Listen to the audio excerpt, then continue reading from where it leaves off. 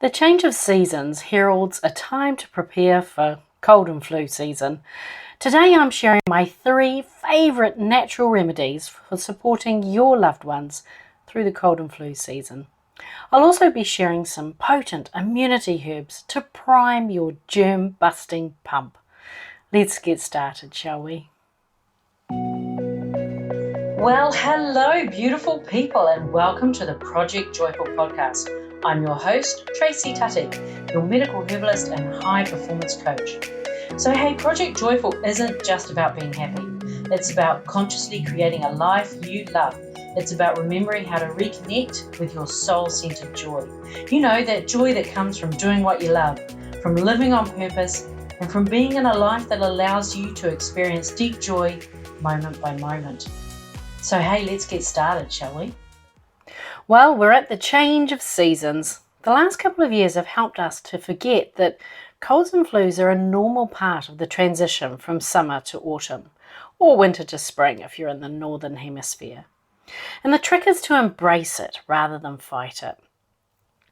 Rather than focusing on immunity boosters, think in terms of priming your immunity pump. Think of it in terms of your boiler or internal heating system in your home. Keep it running full bore and something's eventually going to fail. Turn it on when you need it most and settle in for a relatively comfortable ride. Now, there are herbs which, for most people, are helpful to take over the cold and flu months. And these are your herbs such as echinacea, thyme and andrographis. You can start taking them from now. It's also a good time to get your natural remedies ready, as you're really not going to feel like making them when you're full of cold, no matter how quick and easy they are.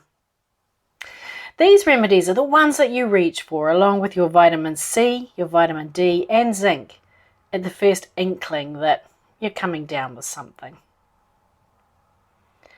Today I'm going to be sharing my 3 favourite natural remedies, and they're my favourites because they help when you're under the weather. They're easy to make and they're a great thing to do with the kids. And most importantly, these recipes feature ingredients which are readily available. You can grab them at the supermarket.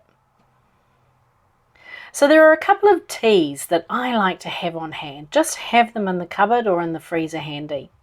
Now, the first one you've heard me talk all about because you know I love ginger, and that of course is fresh ginger root tea.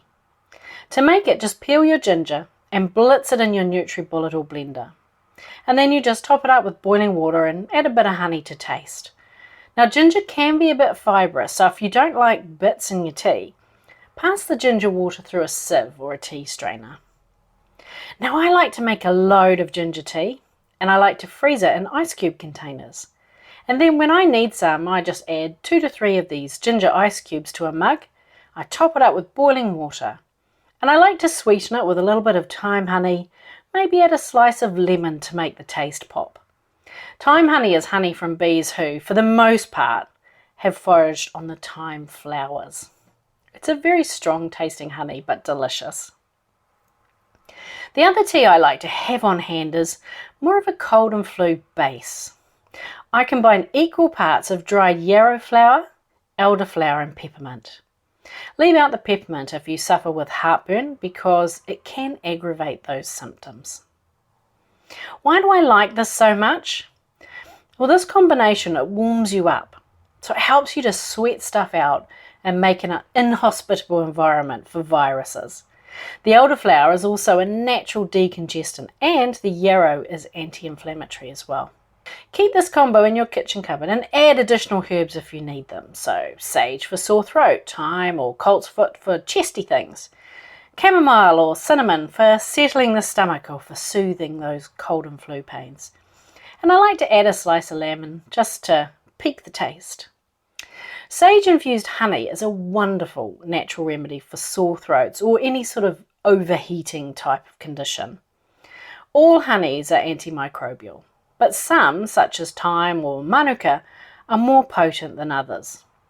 I also like to use a multiflora, a wildflower or a bush honey if I can't get thyme or manuka. To make your sage-infused honey, chop your washed, freshly picked sage leaves and chop them up so they're really fine. Add them into a clean jar that's got a lid on it and add honey to the jar. Now grab a chopstick and start mixing the sage into the honey because you want that sage to be completely saturated with the honey. And there needs to be enough honey so that it's at least 1 centimetre of honey above that sage. Put the lid on your jar and place it in a dark cupboard. Leave it for 2 to 3 days, but check it every day just to make sure that that sage continues to be covered in the honey. Take a teaspoon of this sage-infused honey every day as a preventative over the winter, or you can add it to your cold and flu tea. You can also use a combination of herbs, so for example sage, thyme and calendula flowers. The key is to ensure that all the herbs are completely covered in the honey. Another variant is garlic infused honey, not for the faint of heart. It's the same process. You add the finely chopped garlic to your honey. Now, it's ready after 24 hours, so it can be made up really quickly if you need it, but like I said, it is an acquired taste. But the good news is it's highly potent. Onion syrup is another cold syrup that can be ready to use the next day. For this, all you'll need is some raw onions and some sugar. To make your onion syrup, you chop your onions so they're super fine. And for this cold syrup, we're going to layer the sugar, the chopped onion, and then the sugar. And we'll repeat that until we're at the top of the jar or we've run out of ingredients. But the thing is, at the end, you want to make sure you've got a layer of sugar on the bottom of your jar and then your onion sugar, and make sure that you have your layer of sugar right at the top of the jar as well. Screw the lid on your jar and store it overnight in a dark cupboard. The next morning, the onion will have dissolved completely in the sugar. Amazing. Store this in the fridge and take a teaspoon a day as a preventative. Now, like the infused honey, you can increase the dose to 3 to 4 times a day when you find you're coming down with something. These are the natural remedies that I have on hand through the cold and flu season.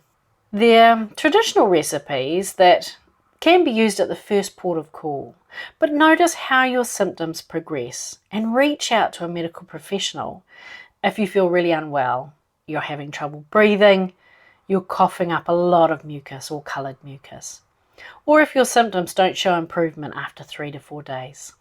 And of course, if you're on any medication or you have an existing medical condition such as diabetes, which does not do well with sugar and honey, then please do seek professional advice from your herbalist, your naturopath, your pharmacist or your doctor.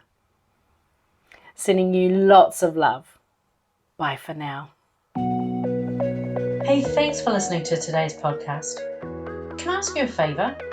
If our conversation spoke to you today, could you please take a moment to leave a 5-star review? Your review will help people discover this podcast, and together we can create a world where there's even more love and more laughter.